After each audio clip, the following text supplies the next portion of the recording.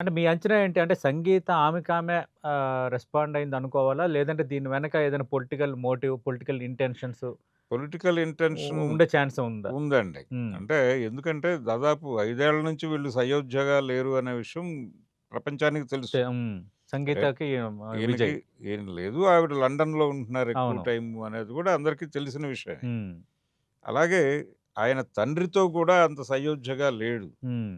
ఎవరు? విజయ్. విజయ్. ఎస్ఏ చంద్రశేఖర్ కొడుకీయన. ఆయన హ్మ్. డైరెక్టర్. హ్మ్.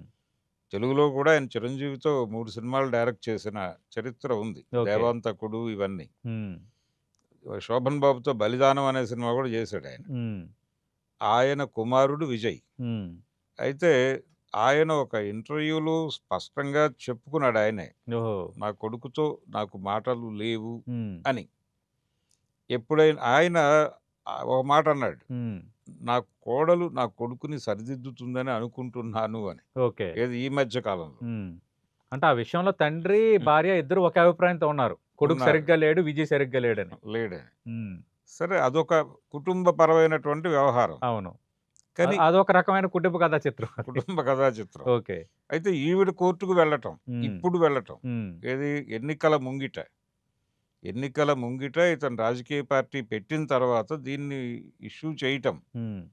వెనకాల డెఫినెట్‌గా పొలిటికల్ ఇన్‌ఫ్లూయెన్స్ ఉంది అనేది అర్థమవుతోంది. హ్మ్.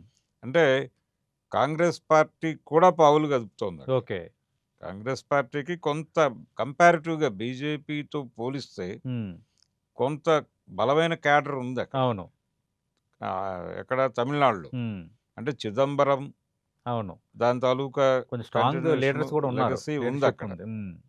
చిదంబరం కొడుకు గూడా రాజకీయాల్లో అవును. ఉన్నాడు కార్తీ బలంగానే. చిదంబరం. హ్మ్. కాబట్టి ఇది ఆ యాంగిల్ కూడా ఉంది. ఓకే. రెండోది తను కొంత డీఎంకేకి, బీజేపీకి వ్యతిరేకంగా నేను నిలబడతాను హ్మ్. అని చెప్పినప్పుడు, ఒకవేళ అటువైపు ఇతను టర్న్ అయ్యే అవకాశం ఉంది. అంటే పొలిటికల్‌గా తనకు మైలేజ్ దక్కుతుందనుకుంటే, ఓకే. విజయ్‌ని కంట్రోల్‌లో ఉంచటం ఎలాగా? అంటే హ్మ్. విజయ్ మెడకి తాడేసి, ఓకే. ఆ తాడు తన చేతిలో పెట్టుకోవాలి హ్మ్. అనేటువంటి ఉద్దేశం హ్మ్. బహుశా బీజేపీకి ఉండే అవకాశం ఉంది. ఓకే. అంటే వాళ్ళు ఎవరినైనా కేసులతోనే ఆపరేట్ జేస్తున్నారు. హ్మ్. ఈ కేసులు, గందరగోళాలతో ఆపరేట్ చేయటము, ఇమేజ్‌తో ఆడుకోవటం, ఓకే.